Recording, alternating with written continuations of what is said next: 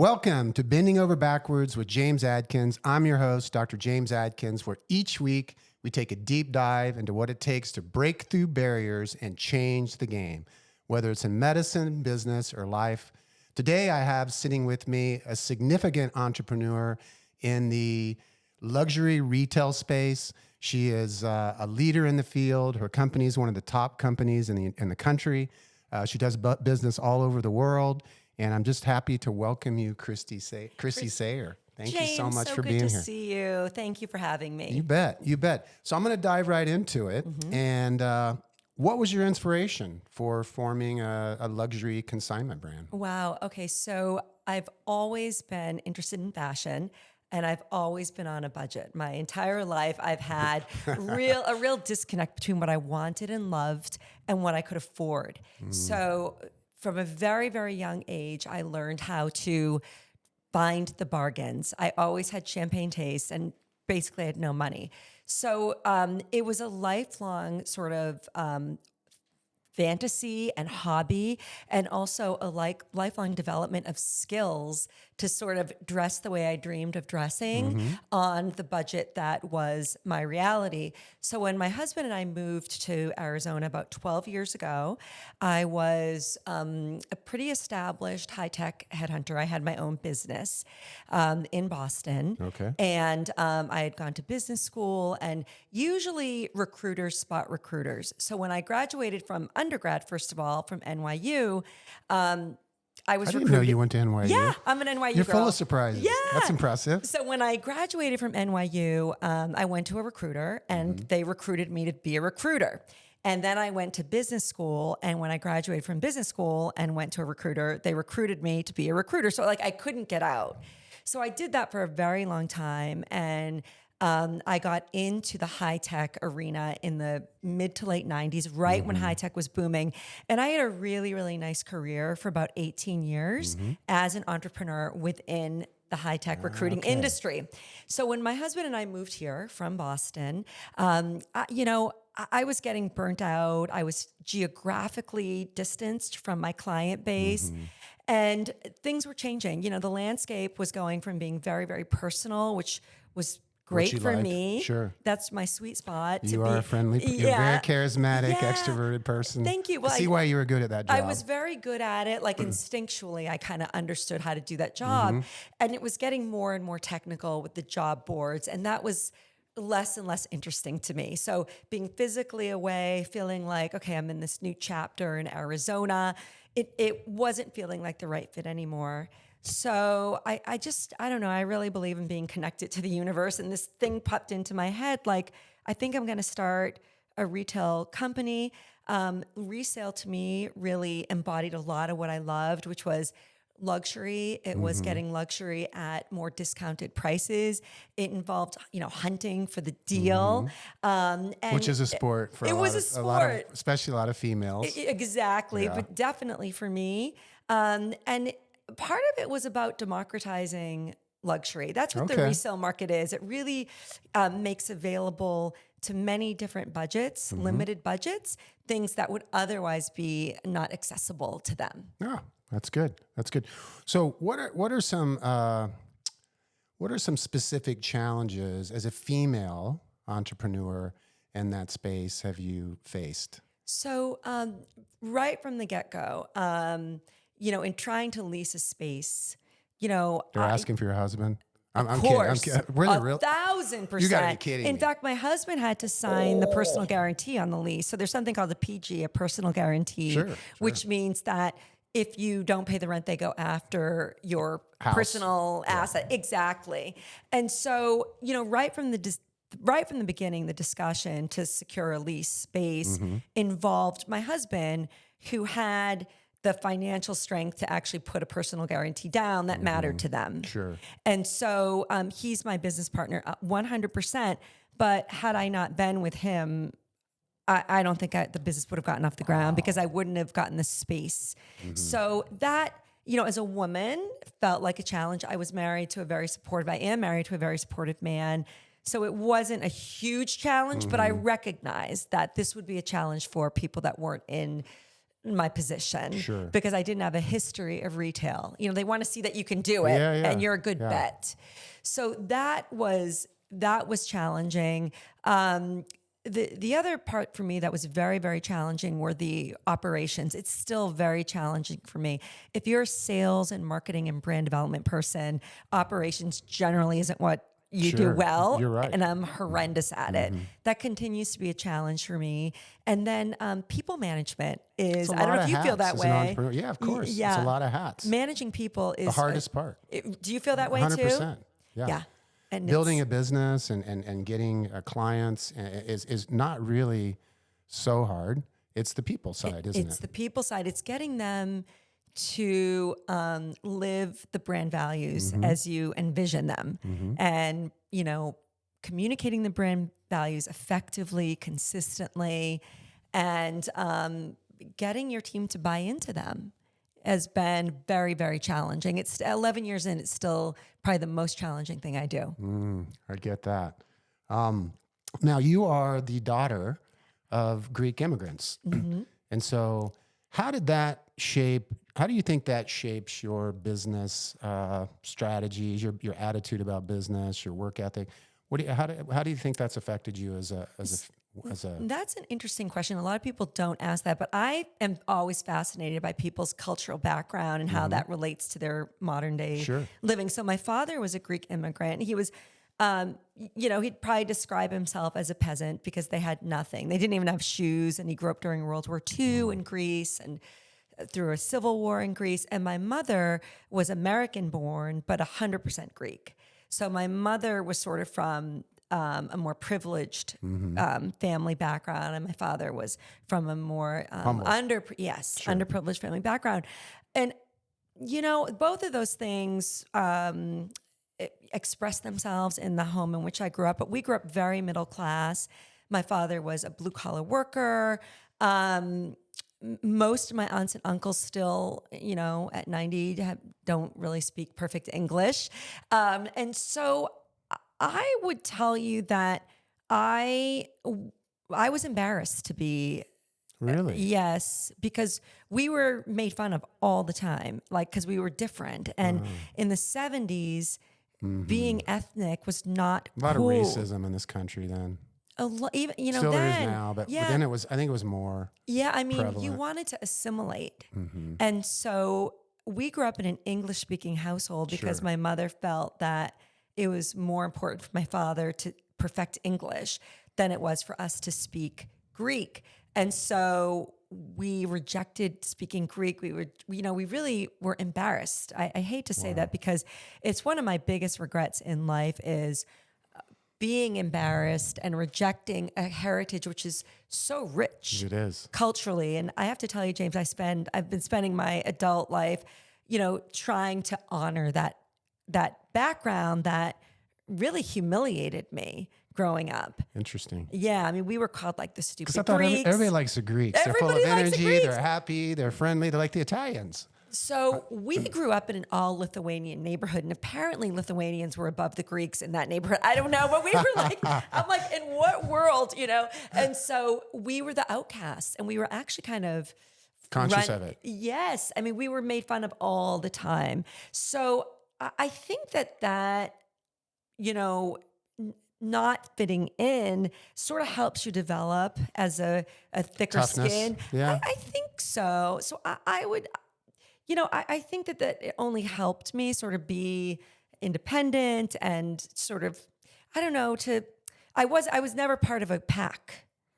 And I think that affected me. And now as an adult, I'm so proud of that heritage. And I'm very grateful for having aunts and uncles who cared for us as if we were their own big kids. family supporting. Yeah, multi-generational living. Gives kids tons of confidence. Yeah. Multi-generational living. It's Yeah. beautiful. I know you're really close to your in-laws and they're really involved with your So kids. important. My kids, the confidence it gives them, the stability they feel from that. It's special. It's really special. I think that, a lot of cultures still are multi-generational where they live. And I think we lived with my grandparents, and I think that really, it was like more people that loved you. Gave you a confidence. Yes, Because like they love you. Grandparents love you Oh, no yeah. matter what, right? You're Yeah. like the best thing that ever happened in their world. So I think that ultimately it turned out to be a really very strengthening thing. And, I, at this point at 57, like I don't really want to fit in with everybody. I like being unique. Yeah. And I think that's part of growing up Sure. and feeling different. Sure. Yeah. Sure. Your confidence, your friend group gets smaller. Yeah. When you get older, oftentimes, for me, it has. Yeah. Because you're more cautious with your time, aren't you? You're and cautious you're more, with and your you time. don't need to be everybody's friend. And your energy, Mm-hmm. right? And I feel like I still have friends from high school that are, their friendship defines me a lot because I'm like, well, if they love me, then I'm lovable because they've known me forever. And it's not just people liking some of the privileges that I enjoy in my life today, which are plentiful. Sure. And you attract sometimes people that want to be around that Sure. privilege versus those that just sort of love you for who you are inside. Yes. So I truly value those old relationships. That makes sense. So I'm gonna hop sketch back to our conversation about your business. So tell me a unique story. I mean, you must have some stories, but tell me a unique story. A memorable experience with a client or a specific item in your store. Oh, that's such a good question there. I mean, in a million years, I never expected to get the kind of merchandise that we get. And I think I mean, the scale, the quality. high quality. Yes, Top of the because, line. Hermes, Chanel, Italian, French. yeah, Sure. I of course. think that a lot of us have imposter syndrome. I, for sure, feel like at Yeah. any moment I could be homeless and that all of these nice clothes and jewelry is really disguising someone who doesn't know what the hell she's doing. I feel that way all the time, that I am going to be discovered as being someone who doesn't know what I'm doing and that this was all luck. That a lot of entrepreneurs feel like that. They do. They do. So I'll tell you, James, like at the very beginning, before I had the store ready, I had reached out via email and text to people in my personal circle all around the globe, like, hey, I'm going to start this business. And if you've got anything that you no longer love, I'd be grateful if you would give me a chance to sell it. I don't know what I was expecting. I certainly wasn't expecting good stuff. And so I had a friend that I was just in France with. We're both on a board called the French Heritage Society. And she said, oh, I do have some things in my New Jersey home. What's your address? So I think I was in Boston at the time. And Mitch calls me and he's like, you just had 11 boxes delivered from Anne. And I'm like, oh my God, open them. Meanwhile, the boxes are in the guest bedroom because I didn't have a store at this time. And Mitch, my husband, opens You're thinking them. this is going to be Goodwill stuff. I mean, I'm kidding. Yes. But yeah. No, I thought like Juicy Couture. And he's like, Chanel, Chanel, Chanel, Chanel. I'm like, what? What? He's like, Valentino, Cavalli, Chanel, Gucci. It was 11 boxes of luxury items. And I always say, Anne, you have no idea that you put me in business.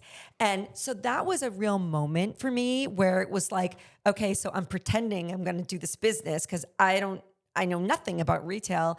And someone had enough confidence in me to send me 11 boxes of high-end merchandise. So that was a pivotal and very memorable moment. And I'm so grateful to her. And if I could do that for someone, I would. But that was very, very, very pivotal. And then very recently, I had a woman in Boston ask me to come over because she had she said, I've got some Hermes bags. So in my mind, it was 3. So I arrive. I gave her 30 minutes of a home pickup because I'm like, okay. 3 is still a lot, but you would think. yeah. So she had 3 or maybe 3 on the table. And I'm like, okay, I'll take all of these and here's what I'll price them at. She said, oh, I don't think you understood. She said, go around the corner. So her assistant was there, closet after closet after closet of Hermes boxes. Wow. She was well insured. Well, I said, I don't think I've ever seen a collection this big. She said, I'm with a walker now. I can't carry the Birkins. I can't carry the Kellys. I can't carry these. And she actually started to cry. And she said, I don't know how I accumulated all of this, but it was probably $300,000 in Hermes. I had to hire movers to come in and pack them up and bring them to Arizona. That was a shocking moment for me. I really underestimated it. I didn't ask enough questions about, do you have 3 or 300? But that was amazing. But that stuff happens, James. It happens. That's impressive. So what strategies do you use to authenticate? Because you're dealing with high-end, expensive stuff. Is there a specific strategy you employ to authenticate your, like an Hermes bag? I mean, So there are many ways that we do it. First and foremost, you look at it. And funnily enough, when you see enough of these, it's almost like a 30-second, your heart either starts to race or it doesn't. It's like looking at Monet's water lilies on a calendar versus, being at Musée de Lingerie and you're like, it takes your breath away. Like the good ones generally take your breath away because they're beautiful. They're like art. It's an instinct. It's just, you look at it and it's like, it's an immediate, it takes your breath away. Or there's silence because you're like, but that isn't enough to authenticate. Sure. We ask for receipts. We ask for, how they purchased. If it's a gift, we almost always give it right back. A gift usually means it's not real. If they bought it at another reseller, we ask for authentication because that's also a little concerning. And then we always look at stitching. We look at hardware. We look at date codes, but certainly where they got it. And then, what we do with Hermes is interesting is we either, if we're questioning it, because the last thing we want to do, and I think the last thing any reseller wants to do is sell a fake because everybody loses. The margins on them are so low that, the reseller's out thousands and thousands of dollars for a very small margin. It's just buying it's where you lose. You don't want to ruin your reputation with selling it, but you're buying it. Exactly. And so if we're in question, we'll often take them to Hermes and we'll ask them to refurbish it. And then you leave the bag. And then when they come back with an estimate of what it's going to cost, that means it's real. If they say we cannot refurbish this bag, it means it's not real. And the latter has never happened to me. They always come back with an estimate, but then I know, okay, this is completely legit. Have you ever read Malcolm Gladwell? I love it. Yeah, was it Blink? Yeah. Yeah, it's that. Where he talks about the art. Yes. And noticing within a curator knowing within 30 seconds. It's the same. There's something wrong. It's the same. Interesting. When you look at them enough, and I don't want to say that that's foolproof, but I will tell you that we all have an immediate reaction to them. And it's either like, or it's, But again, you need more than that. Sure. But that's like the first step. And if it's an we'll say, can we ask where you got this? Oh, it was a gift. Then we say, you know what? We're probably not the right place. Cool. That's a cool strategy. Yeah. And efficient on some level, exactly. right? Because you got to do this quickly. Yeah, but you got to look at the date codes and the stitching and the hardware and how the hardware feels in your hand. And, it really is a very serious. There's a difference. There is a difference. Yeah. With hardware, with like a Chanel chain bag, the hardware should feel cold. If it's not cold, it's probably not real. Interesting. Yeah. What is the metal? The metal. I don't know about if the base is copper or, but the metal under, it's plated in 14 karat gold. So the metal under it needs to feel cold in your hand. So we always feel the chain. Wow. Yes. Interesting. And then with Chanel, it's the number of stitching in each quilt. It should be 10 per inch. Yeah, exactly. So those are things that, people in the industry kind of know. Okay. Yeah. So back to your ambition, because you've broken through. You've made barriers, and so have I? Yeah, you have. Okay. You have. I mean, come on, you have stores in L.A. and Dallas and Arizona. Yeah, I mean, you've got to be one of the top people in your industry, correct? I like to think I'm a thought leader. I try to be innovative all the time. I know in this market you are. Oh, thank you. I try. I always say to my team, James, and maybe you're like this too, but like never ever get comfortable with feeling like we're number one or, feeling like we're top. Because the moment you stop working to be the best is the moment you start going backward. Yeah. And somebody's going to eat your lunch. Someone's going to eat your lunch. And so for some team members, it's too exhausting to be in that environment. Yeah. And I'm like, your arms are getting too long from patting yourself on the back. Like, stop patting yourself on the back for a great day.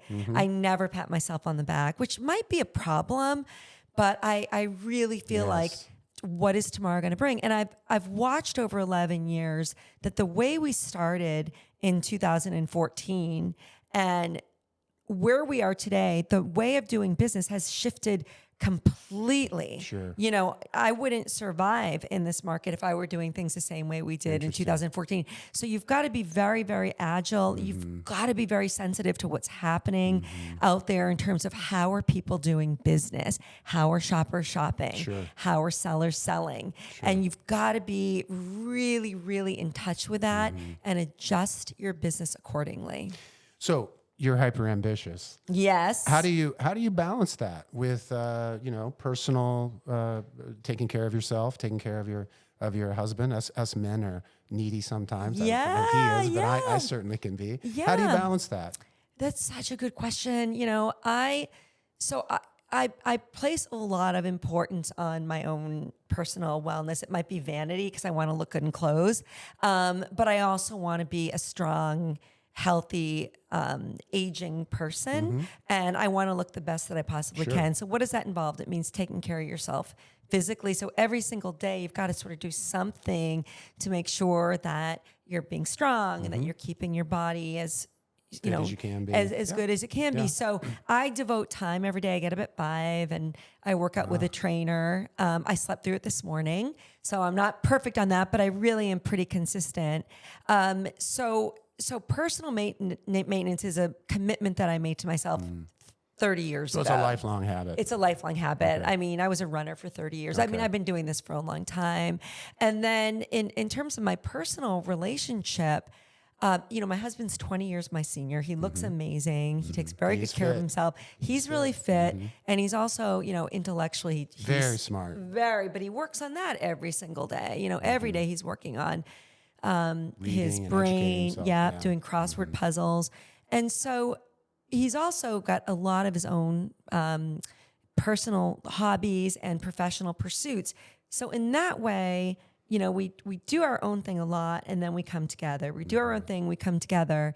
What's really on the top of my mind right now is that time is finite. And, at 57, he's going to be 77. It does weigh heavily on my mind about how do I continue to devote so much energy to building a business and not squandering a limited amount of time with my partner who I love. So it's a balancing act. So last summer we spent 5 weeks in Greece. I was on the phone every single day, 5 times a day to work, but you got away. We got away. That's a nice 5 weeks is a nice vacation. Five weeks is a nice vacation. Yeah. So James, it's hard, but I'm sure with 3 small children and you have a growing family. I'm sure you try to deal with this. Yeah. So morning routine, that's probably where it starts for me. Yeah. It sounds like it does for you. Yeah. I'm an early riser at 4:30 in the morning. Wow. That's every early. day of my life. I wish I could, go on vacation. I'm up at 4:30. What do you do? I'm an exerciser like you. So I do a lot of core work. I'm a meditator. I meditate. I'm a Christian, so I pray. But it really, really for me, it's the exercise. It's so important for me that I move every day and that I stay fit because I think it gives you the stamina to be able to win for your team, right? You want to show up for your team. Yeah. It's like, how do you want to show up for your team? Exactly. Whether you're already financially successful, it's how do you want to show up for your team because they're not.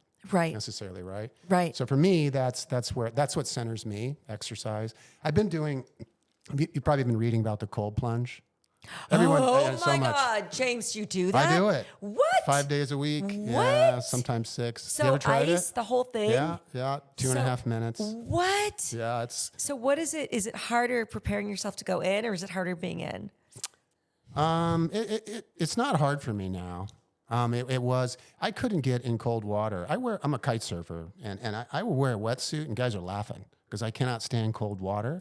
And so for me, it was mentally doing something I didn't want to do, overcoming my ego. That was part of it, the mind stuff. And I think there's a lot of hormonal changes, maybe. There's a lot of theories on what happens with cold plunge.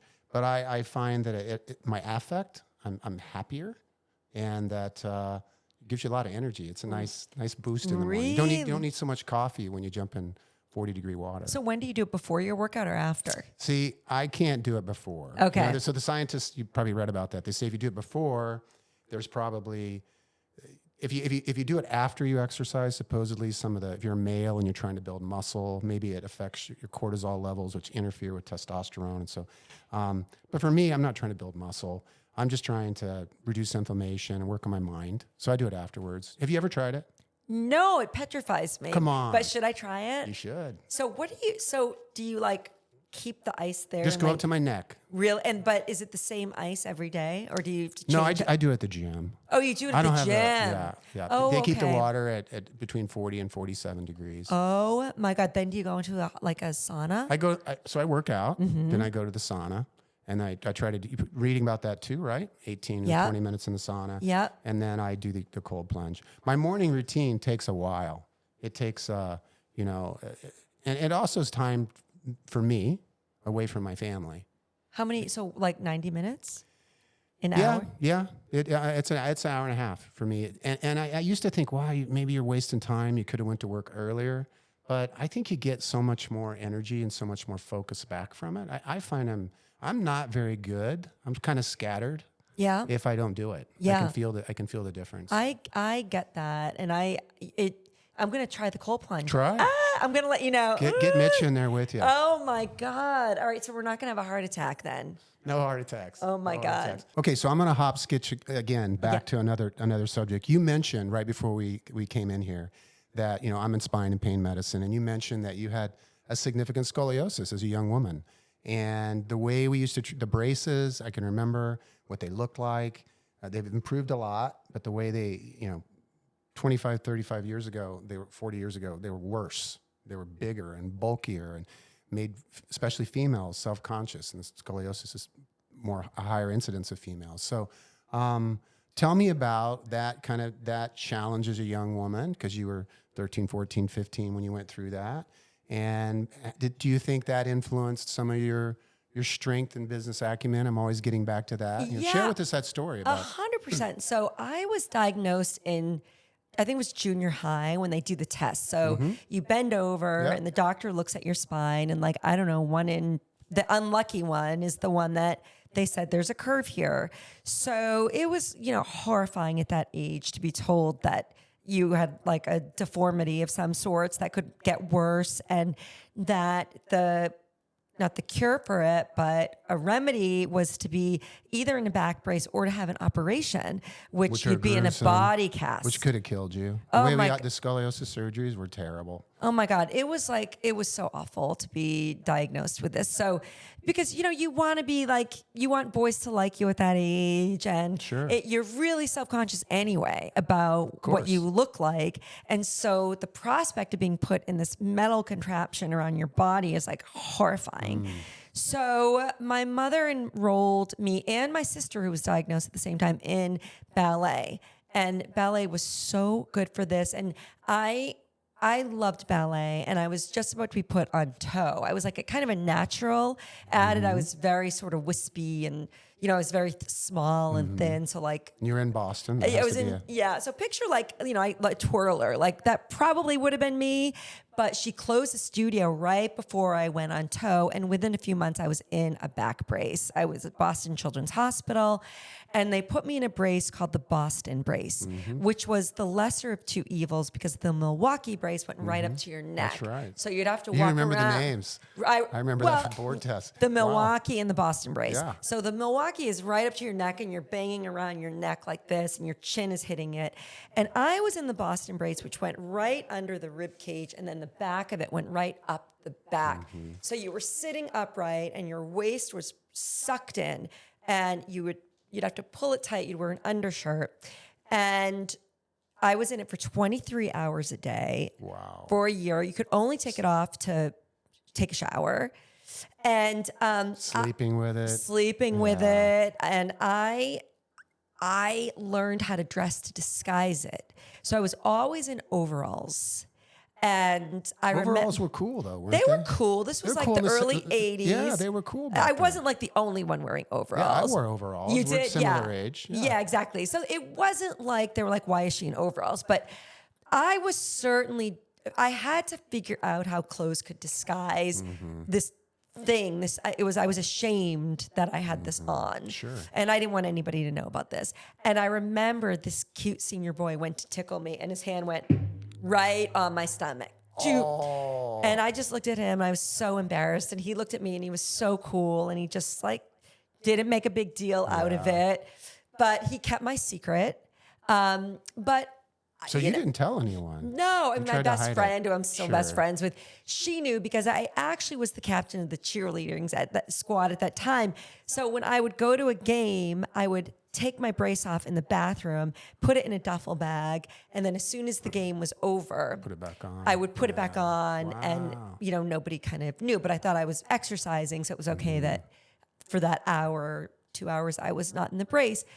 But yeah, I think that when you're not the most popular, the prettiest girl, when you don't fit whatever description it is that boys like at that age, you develop other skills. And I still have those skills. I still kind of see myself as the girl. I had braces on my teeth too, James, by the way. So picture that. I should have had them. Yeah, right? No, your teeth are so nice. So braces on my teeth. Not my lower teeth. They're Braces on my back. Yeah. And so I still feel like that girl a lot. And I'm okay with that because, I don't walk into a room thinking that I'm the one everybody's looking at. I have to work for my friends. I have to work for my attention. I have to work at it. And I think that's why I work out every day still. It feels like it's a constant process. Yeah. Exactly. So I'm grateful that I had what felt like a very painful situation, not physically painful, but Mentally too. mentally painful. Yeah. It was humiliating. I was ashamed. Well, as I said, I'm trained and I know spines well, and I could never see it with you. So you hide it well. You've compensated with your strengthening, and so you do well with that. So one last question. Yeah. So what would people be surprised to find out about Chrissy Sayare? Chrissy with Chrissy no T. Sayare. Everybody does that, James. So And don't I've worry only about known it. you 12 years. I know. It's I okay. apologize, Everybody Chrissy does it. So what would people be surprised to find out about you? Oh my God, no one's ever asked me that. That's such a good question. I think that I'm a weird mix of very secure in some things. Like I feel like I should duck under branches because I'm that tall and I'm 5'2". So part of me feels like I can do anything. I can start a business I know in an industry I know nothing about. Didn't faze me that I knew nothing about that industry. I did it.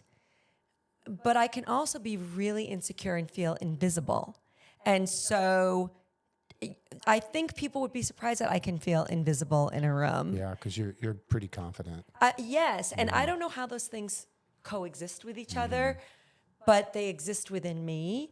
And, I don't know at this age if I'll change those things, but it's almost like a split personality. Oh, I don't think so. A lot of humans You have think those that emotions. way? A lot of humans have those emotions. I feel that way. Do you? Of course.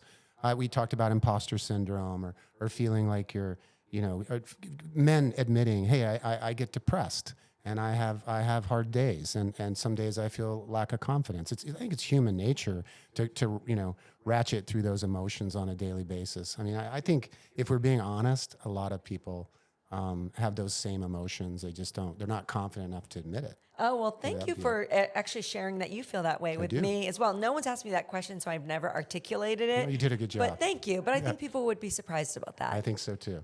So where would people go to find out more about you? If they wanted to buy a bag, if they wanted to go to your stores, what's a good place? I think the most popular platform right now is Instagram. Okay. And they can find the business at TBC Luxury Resale. Okay. They can find me at Chrissy Sayare, ChrisssySayare. And then we've got stores in Scottsdale, in Dallas, and in Los Angeles. And we've got a website, tbcconsignment.com. Awesome. Thank you so much for coming here today. I James. appreciate You're it. amazing. Thank you so much. I hope today's episode helped you feel confident to stand taller in your own shoes and feel comfortable breaking through barriers and changing the game.